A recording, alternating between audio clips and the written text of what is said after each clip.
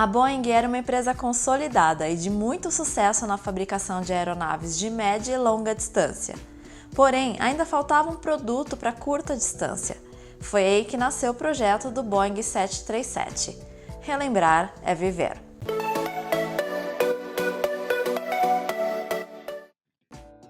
O Boeing 737 é a aeronave de maior sucesso no mundo. É a mais vendida de toda a história da aviação. Porém, ninguém sabia que isso iria acontecer. O projeto, inclusive, quase foi cancelado por falta de compradores.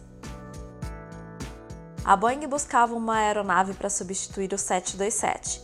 Após uma pesquisa de mercado, chegaram à conclusão de que o ideal seria uma com capacidade de 50 a 60 passageiros. O projeto do Boeing 737 nascia. Sua fuselagem foi derivada do Boeing 707 e 727. Os engenheiros gastaram muito tempo para decidir a localização dos motores, se seria na cauda ou embaixo das asas. O problema de ser embaixo das asas é que ela era uma aeronave muito baixa e teriam problemas para colocar os motores na altura ideal. Não queriam aumentar a altura da aeronave porque isso resultaria em um custo elevado de logística para atender os procedimentos em solo. Sem contar que seus concorrentes estavam com os motores na cauda, e a cauda deles era em T. Mas o engenheiro Jack insistiu para que ele fosse o mais parecido possível com o 707. Foi quando um dos engenheiros pensou na possibilidade de instalar uma carenagem conectada no intradorso da asa, e assim foi feito. Os concorrentes do 737 eram BAC 111, DC-9 e Fokker 28. Eles já estavam com um projeto muito mais avançado, já em fase de certificação, e a Boeing começou a perder muitas oportunidades de negócio para eles. Decidiu então agilizar o projeto. 60% da estrutura e dos sistemas do 727 foram reutilizados no 737. O motor escolhido foi o Pratt & Whitney JT8D, com 1.014 libras de empuxo. No final de 1964, apenas uma companhia tinha mostrado interesse no 737. Nenhuma venda tinha sido feita. O CEO da Boeing começou a pensar em desistir do projeto. A Lufthansa estava para decidir entre o DC-9 e o 737. Anunciou então que tomaria uma decisão no dia 16 de fevereiro. Os diretores da Boeing decidiram se reunir antes, no dia 1 de fevereiro, para votar na continuação ou não do projeto do 737. Acabaram aprovando, se agarrando no fato de que se dessem esse sinal verde, teriam mais chance de consolidar a venda com a Lufthansa. Dia 16, então, foi a reunião da Lufthansa. Estavam todos muito preocupados com a possibilidade da Boeing cancelar o projeto do 737. Depois de muita negociação, decidiram aceitar o negócio, se a Boeing fizesse uma cláusula de compensação de 10 milhões de dólares caso o projeto fosse cancelado. A Boeing tinha uma política de nunca aceitar esse tipo de cláusula, e a Lufthansa sabia disso. O advogado da Boeing conseguiu convencê-los de que isso não seria necessário, porque caso o projeto fosse cancelado, eles poderiam receber uma indenização muito maior com isso. Ao final de muita negociação, a Lufthansa decidiu encomendar 21 aeronaves 737-100, que foi a primeira versão do 737. O valor acordado foi de 67 milhões de dólares, e o pedido de aumentar a capacidade da aeronave para 100 passageiros. A Lufthansa foi a única a utilizar esse modelo. Foram apenas 30 unidades produzidas. A partir daí, o Boeing 737 foi ganhando cada vez mais espaço. A versão 200 foi produzida para a United, um pouco maior que a versão 100. Fez o seu primeiro voo comercial em 1968. Foram 1.114 unidades dessas vendidas.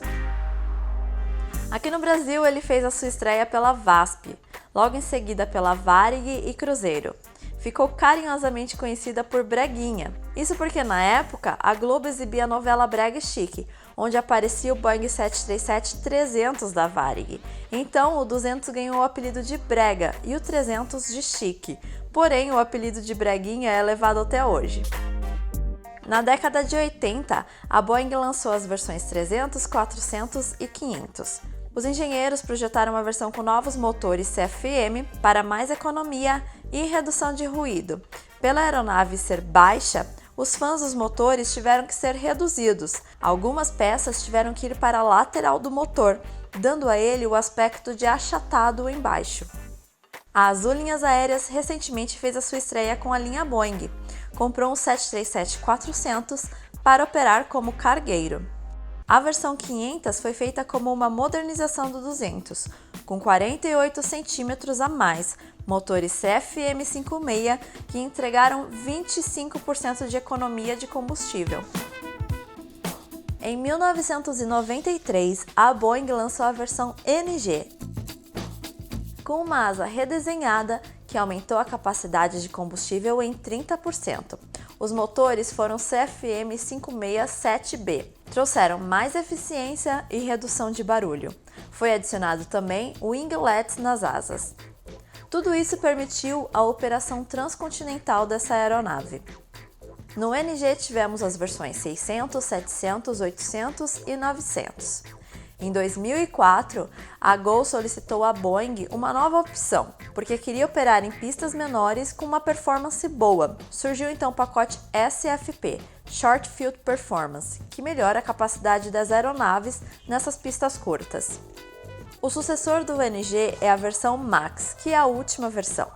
As principais alterações foram os motores e a estrutura. Ele voou pela primeira vez em 2016, 50 anos após o primeiro voo do 737-100. Essa versão tem as variantes 7, 8, 200, 9 e 10. Ela acabou ficando marcada recentemente por 2 acidentes do 737 MAX 8. Um em outubro de 2008, quando o avião da empresa Lion Air caiu minutos após a decolagem. O avião tinha apenas 3 meses de operação. E outro esse mês, em março de 2019. Dessa vez, a companhia Ethiopian, que também caiu após a decolagem.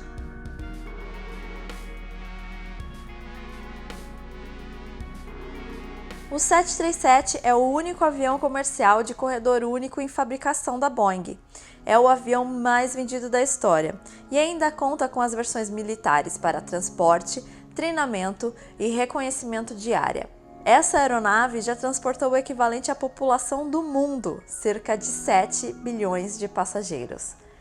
Esse foi o Boeing 737.